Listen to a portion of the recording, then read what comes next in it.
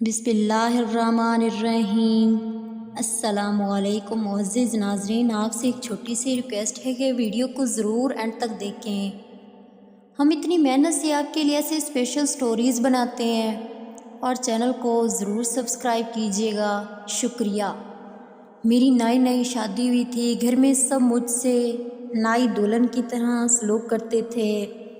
میرا دل یہ دیکھ کر بہت خوش ہوتا کہ قسمت نے مجھ پر کتنی مہربانی کی ہے اور مجھے اتنا پیار کرنے والا سسرال ملا ہے، مگر قسمت کو کس نے دیکھا ہے؟ چند دن گزرنے کے بعد میں نے ایک نتیجہ اخذ کیا تھا کہ میرے سسرال والے بہت اچھے لوگ ہیں، جس میں شاید وقت نے مجھے غلط ثابت کر دیا۔ میں جب سے بیاہ کر اس گھر میں آئی تھی، میری نند مجھ سے ایک بار نہیں ملی تھی۔ میرے شوہر کئی بار باتوں میں باجی کا ذکر کر چکے تھے، مگر اب تک صرف لفظی تعارف سے ہی وقف تھی اور شکل و صورت سے انجان تھی۔ میں نے سارا گھر دیکھا تھا، مجھے تو وہ کہیں نظر نہ آئی، مگر ایک رات مجھے نیند نہیں آ رہی تھی۔ ٹھنڈی ہوا کھانے کی غرض سے میں چھت پر آ گئی۔ ارسلان گھر ہمیشہ دیر سے آتے تھے، اس لیے سوچا کچھ دیر ٹھہر جاؤں، پھر نیچے آ جاؤں گی۔ ساس سے اجازت لی اور چھت پر آ گئی۔ ٹھنڈی ہوا سے دل کو سکون ملنے لگا، مگر اچانک میری نظر باہر والے دروازے پر پڑی۔ وہاں ایک لڑکی کھڑی تھی، اس کے ہاتھ میں ایک کالے رنگ کا بیگ تھا۔ میں اسے بڑے غور سے دیکھتی رہی، لیکن شکل واضح نہیں ہو رہی تھی۔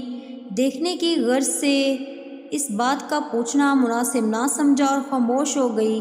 اب روز یہی ہوتا، وہ لڑکی آتی، اس کے ہاتھ میں ایک بڑا سا بیگ ہوتا، میری ساس اسے لڑائی کرتی، لیکن میرا شوہر اس کو لے کر اسٹور روم میں بند ہو جاتا۔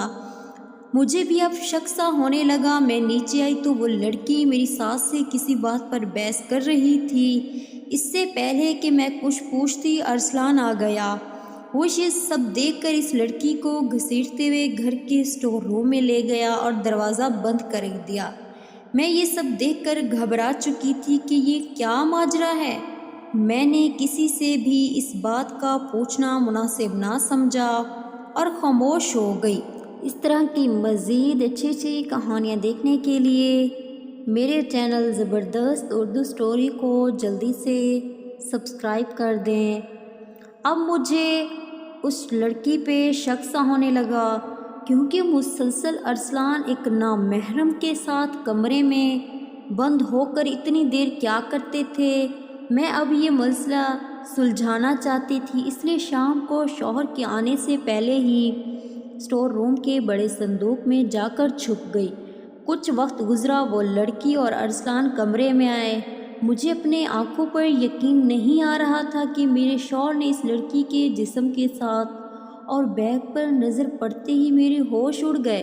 جب اس میں میرا اپنا ہی، میرا نام فاطمہ ہے، اور جب سے ہوش سنبھالا تھا والدین کو لڑتے جھگڑتے ہی دیکھا تھا۔ کبھی اماں ابا کو لعن طعن کرتی تو کبھی ابا اماں کو۔ یہ منظر میرے ذہن میں چھپ چکا تھا۔ میرا دل کرتا تھا کہ میں گھر سے بھاگ جاؤں، مگر میری قرآن پڑھانے والی آنٹی کہتی تھی بیٹیوں کی عزت بہت نازک ہوتی ہے، اس لیے کبھی غلط قدم نہ اٹھائیں۔ مجھے اس آنٹی سے بہت زیادہ محبت تھی، وہ میرا بے حد خیال رکھتی تھی۔ قرآن پڑھانے کے علاوہ بھی میں ان کے گھر میں آتی جاتی رہتی تھی۔ ان کا بڑا بیٹا اکثر مجھے دیکھتا تو مجھے اس کی نظروں سے خوف آتا، مگر آنٹی کو دیکھ کر میں تسلی کر لیتی۔ آنٹی کی ایک ہی بیٹی تھی جس کو میں نے بہت کم دیکھا تھا، وہ شاید زیادہ تر اپنے ہی کمرے میں رہتی ہے۔ آنٹی مجھے سپارہ پڑھانے کے ساتھ ساتھ گھریلو کام کاج بھی سکھاتی۔ میں ان کے گلے میں باہیں ڈال کر اکثر کہتی، آنٹی آپ بہت اچھی ہیں، مگر اچھا کہنے اور ہونے میں زمین آسمان کا فرق ہوتا ہے۔ ہم ایسے ہی ہر کسی کو اچھا ہونے کا لقب دے دیتے ہیں، جبکہ وہ اس کا برعکس ہوتا ہے۔ میں شاید باغی ہو چکی تھی، اس لیے زیادہ دفعہ آنٹی کے گھر میں ہی گزارتی تھی۔ سپارے سے فارغ ہو کر ان کے ساتھ کام میں ہاتھ بٹاتی۔ اب میں جوان ہو رہی تھی، کچھ معاملے مجھے سمجھ آنا شروع ہو گئے تھے، اس لیے بچکانہ حرکتیں چھوڑ دی تھی۔ گھر اماں ابا کا اب زیادہ تر جھگڑا ہی رہتا تھا، ان کو لاکھ سمجھاتی مگر وہ ٹس سے مس نہ ہوتے۔ ایک دن آدھی رات کو میری اماں نے نہایت غلط قدم اٹھایا۔ میں اس وقت 18 سال کی تھی جب اماں ایک رات گھر سے بھاگ گئی اور میرے ماتھے پر بھگوڑی ماں کی بیٹی کا نشان مل گیا۔ محلے میں ہر طرف سے لوگ ہم پر تھو تھو کرنے لگے تھے۔ ابا بھی اب بہت خاموش ہو چکے تھے، شاید ان کو اندازہ ہو گیا تھا کہ جاری لڑائی نے مجھے کس جگہ لا کر کھڑا کر دیا، مگر کبھی انہوں نے مجھ سے کوئی بات شیئر نہ کی۔ میری تعلیم میٹرک تھی، قرآن ترجمے کے ساتھ پڑھ چکی تھی، دینی معاملات کسی حد تک جانتی تھی۔ ابا جب باہر نکلتے تو لوگ انہیں حقارت کی نظروں سے دیکھتے۔ اماں کو میں یاد کر کے بہت روتی تھی، جیسی بھی تھی آخر تھی تو میری ماں، میں ان کی بیٹی تو تھی، یہی آسرا کافی تھا۔ ان کے جانے کے بعد میں بالکل اکیلی ہو چکی تھی، اکثر دعا کرتی کہ کاش میرا بھی کوئی بھائی ہوتا، لیکن میری دعا قبول نہ ہوئی کیونکہ زندگی کا بسر کرنا اب بہت مشکل ہو چکا تھا۔ اماں کا ہمیں کہیں سے بھی سراغ نہ ملا۔ دل کہتا تھا میری ماں کسی تکلیف میں ہے، مگر دماغ ماننے سے انکاری تھا۔ وقت پر لگا کر اڑنے لگا تھا، وقت نے زخموں پر مرہم رکھنا شروع کر دیا تھا۔ ایک دن میں ابا کے لیے چائے بنا رہی تھی کہ اچانک باہر سے ایمبولینس کی آواز آنے لگی۔ ابا دیکھنے کی غرض سے جب باہر نکلے تو ان کی کمر ہی ٹوٹ گئی۔ ایمبولینس میں کوئی اور نہیں بلکہ میری ماں کی لاش آئی تھی۔ میں دیکھتے ہی چیخیں مار مار کر رونا شروع ہو گئی۔ آج مجھے لگا میرا سب کچھ لٹ گیا، اماں مر گئی تھی، یہ حقیقت بہت مشکل سے ہضم کی۔ میرا دل اب بھی خون کے آنسو روتا ہے۔ ابا نے کچھ دوستوں کے ذریعے پتہ کروایا، پتہ چلا کہ اماں گھر سے بھاگی نہیں تھی جبکہ اپنے میکے گئی تھی۔ راستے میں ان کے ساتھ نہ جانے کیا ہوا کہ وہ ہسپتال پہنچ گئی اور پھر گھر کی دہلیز پہ خود چل کر نہیں آئی تھی بلکہ 4 کندھوں پہ آئی تھی۔ ابا بالکل چپ ہو گئے تھے، میرے پاس بیٹھتے تو مجھے گلے لگا کر کہتے کہ فاطمہ مجھے معاف کر دینا، میری کوتاہیوں نے میرا گھر برباد کر دیا۔ میں سنتے ہی آنسو بہانا شروع کر دیتی۔ میری عمر اس وقت تقریباً 20 سال ہو چکی تھی۔ ابا کو میری شادی کی فکر ستانے لگی تھی، لیکن کہیں نہ کہیں وہ اپنی بیٹی کے نصیب سے ڈرتے تھے کہ مجھے ان جیسا شوہر نہ ملے، اس لیے اب وہ بوڑھے نظر آنا شروع ہو گئے تھے۔ وقت نے ان سے روپ چھین لیا تھا۔ کافی دن سے میں سپارے والی آنٹی کے گھر نہیں گئی تھی تو وہ خود ہی ہمارے گھر آ گئی۔ ابا گھر میں موجود تھے، وہ ان سے سلام دعا کر کے پوچھنے لگی تو ابا نے مجھے کہا فاطمہ چلی جایا کرو، دل بہل جائے گا، سارا دن گھر پڑی رہتی ہے۔ لیکن سب تو ٹھیک ہے، لیکن اب میرا دل نہیں کرتا تھا کہ میں گھر سے باہر جاؤں۔ مجھے گھر کے دیواروں سے ماں کی خوشبو آتی تھی۔ آنٹی نے باتوں باتوں میں میرے رشتے کے متعلق بات چھیڑ دی کہ فاطمہ بڑی ہو گئی، پھر کب کر رہی ہیں اس کی شادی فیصل بھائی؟ ابا سن کر خاموش ہو گئے اور بات کو بدل دیا۔ اب یہ تقریباً ہر تیسرے دن بعد ہونے لگا تھا۔ آنٹی ہمارے گھر آتی اور میری شادی کا ذکر چھیڑ دیتی۔ میری ماں سے بھی ان کی کافی سلام دعا تھی، پہلے بھی ہمارے گھر آتی تھی لیکن اب تو زیادہ آنا شروع ہو گیا تھا۔ خالہ کا صرف ایک ہی بیٹا اور ایک ہی بیٹی تھی، شوہر ان کے کئی سال پہلے ہی فوت ہو گئے تھے۔ ایک دن چائے دیتے ہوئے آنٹی نے میرا ہاتھ اپنے بیٹے ارسلان کے لیے مانگ لیا۔ اب سن کر تو پہلے چپ رہے، پھر آنٹی نے بات کا سلسلہ شروع کیا کہ فاطمہ گھر میں عائش کرے گی، میرے ہیں ہی کتنے بیٹے فیصل بھائی، میں چاہتی ہوں کہ کوئی ایسی لڑکی بہو بناؤں جو دیکھی بالی ہو، اور سائمہ تو میرے گھر میں ہی پلی پڑی ہے۔ ابا سے انہوں نے 1-2 بار ٹھکے چھپے لفظوں میں بھی بات کی اور پھر کھلے عام ارسلان کے لیے ہاتھ مانگ لیا۔ ابا نے سوچنے کے لیے کچھ وقت مانگا اور پھر وہی ہوا جو یقیناً ہر باپ کرتا ہے، ابا نے اس رشتے کی حامی بھر لی۔ آنٹی نے چٹ منگنی پٹ بیاہ والا کام کیا۔ اسی جمعے میری منگنی کی انگوٹھی پہنائی گئی۔ ابا نے کچھ جمع پونجی اکٹھی کی ہوئی تھی، اس سے میرے جہیز کا کچھ سامان خریدا۔ اماں نے کچھ زیورات میرے اس وقت کے لیے سنبھال رکھے تھے، وہ ابا نے مجھے دے دیے۔ اس وقت اماں مجھے ٹوٹ کر یاد آئی تھی۔ آج اماں ہوتی تو میری شادی پر کتنا خوش ہوتی کہ فاطمہ اب اپنے گھر کی ہونے جا رہی ہے۔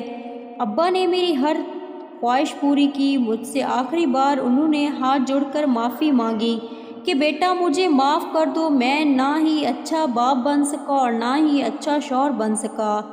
میرے نکاح کا وقت بھی آ گیا اور پھر ہمیشہ کے لیے میں ارسلان کی ہو گئی۔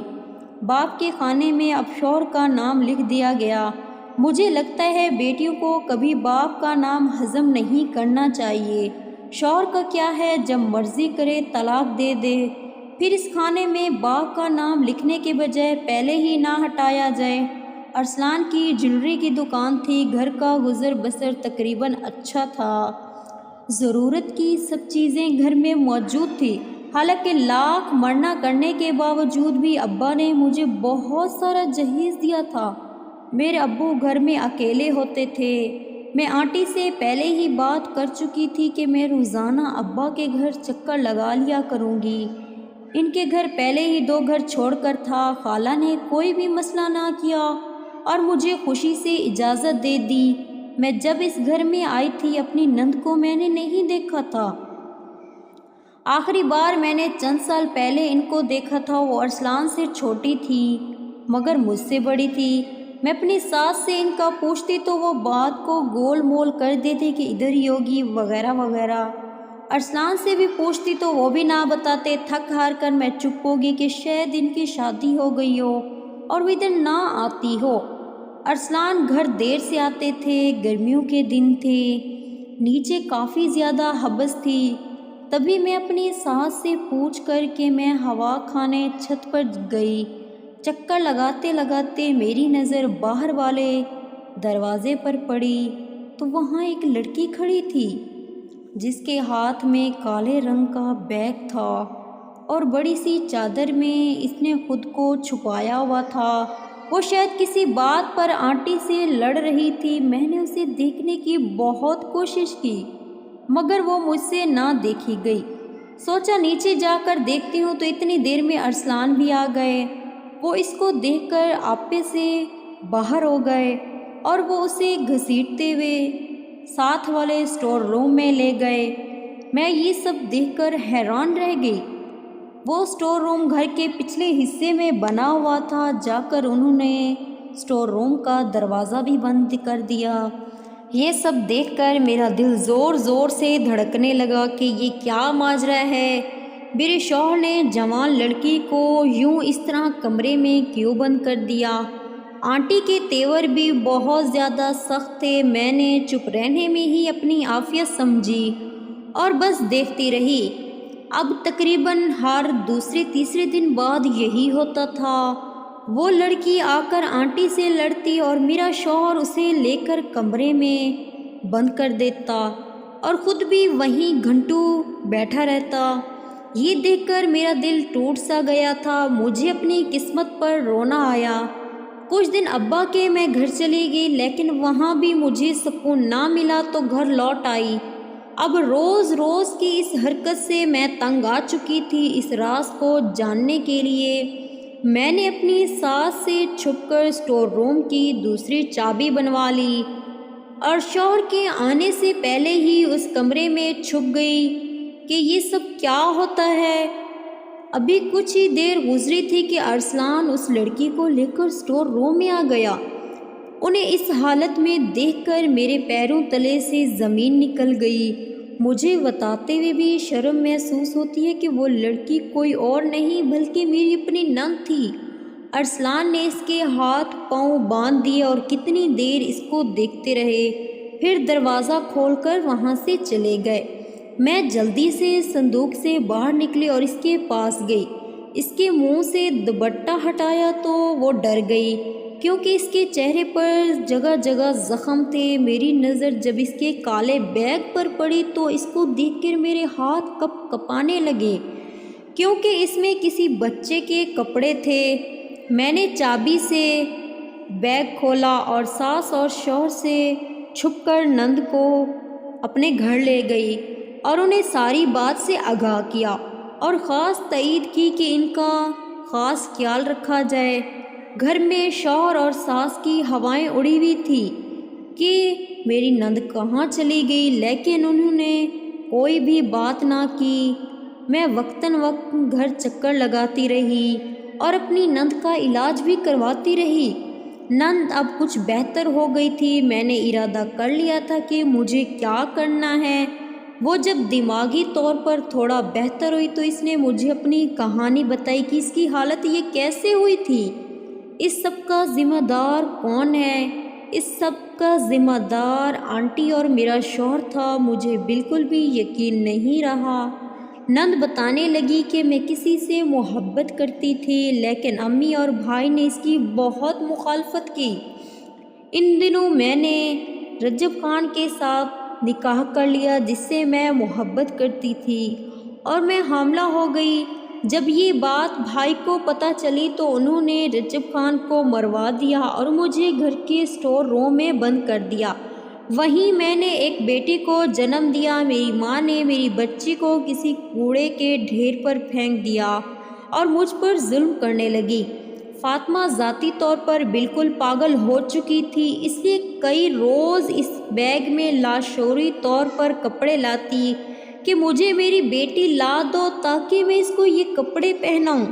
میں یہ سب سن کر رو رہی تھی اور مجھے یقین نہیں آ رہا تھا کہ آنٹی اتنا ظلم کیسے کر سکتی ہے، اتنی ظالم آنٹی کیسے ہو سکتی ہے، حالانکہ وہ سب کچھ جانتی ہے۔ میں نے ارسلان سے بات کرنے کا فیصلہ کیا اور ساری ہمت جمع کر کے اسے بات کی، انہیں بہت سمجھایا۔ وہ اپنے کیے پر معافی مانگنے لگے، مگر میری ساس اپنی بات سے نہ ہٹی۔ میں نے اپنی نند کا مکمل علاج کروایا اور پھر ان کی شادی کروا دی۔ ارسلان نے میرا بھرپور ساتھ دیا اور اچھے شوہر بھی ثابت ہوئے تھے۔ اب میری نند اپنے گھر میں اپنے شوہر کے ساتھ بہت خوش ہے۔ اللہ پاک نے اسے ایک بیٹے سے بھی نوازا ہے۔ وہ اب اپنے شوہر اور بچے کے ساتھ بہت خوش ہے۔